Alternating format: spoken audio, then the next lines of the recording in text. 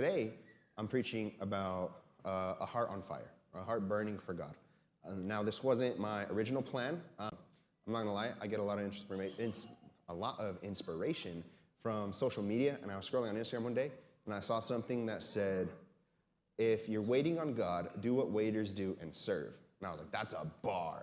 Like, I'm gonna preach that on my Sunday. That's awesome, that's gonna hit. And I was fully planning on that. And then we're at church camp. I was at youth camp with the kids.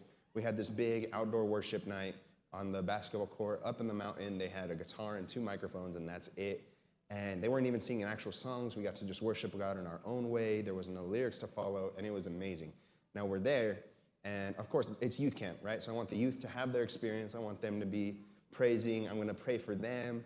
And like, I felt this urge to kneel, and like, there was a bunch of people kneeling. And I was like, I'm not gonna kneel, like my knee hurts, it's concrete, I don't wanna get my pants dirty, like, and I didn't feel like I wanted to be prayed for. I didn't feel like that I needed it. Like, there's kids going through so much stuff, I wanna pray for them.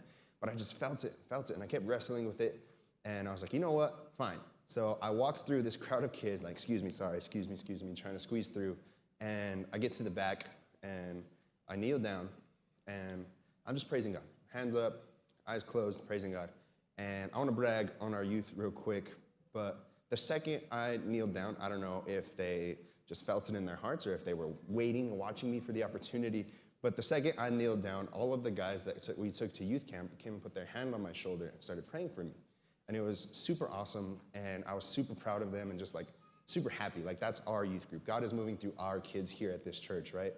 And I was just praying, and like, I was like, you know what, God, like, I know you have a word for me. I feel it on my heart. Like, you didn't want me to kneel for nothing, just to get my knees dirty on this concrete. Like, what is it that you have for me? And I was praying, and I was talking, and sometimes it's hard to hear a word if you're the one doing all the talking, right? So I was like, God, whatever you have for me. And so I was just there, listening to music, arms open, praising, and like, you know when you hold your hand over your heart? Like, that got really warm. Like, my chest got really warm right there in that spot. And I was like, okay, my heart, something's on my heart. What is it, God? And I was just trying to dig in and dig deeper. And then I felt God tell me fire. And I was like, what? Like, we were in Rio Doso, all that stuff went happen. And I was super confused. And I was like, God, like, I need some clarity. What's going on? And he told me a heart on fire. And I was like, okay. And then it clicked. So when I was coming through the youth group, I always equated like following God, pursuing God as like, my heart is burning for Jesus. I'm on fire for God. And so going through that, it made sense, right?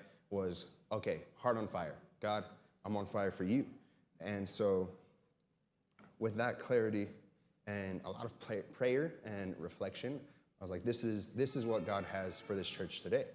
So we know that fire can be used for many different things. Fire can be used to purify. It's used to purify in the Bible a lot. And it can be used to describe someone who is super enthusiastic. They just have that fiery spirit. They're burning, they're excited, they're ready to go, which is how I'm going to be talking about it today.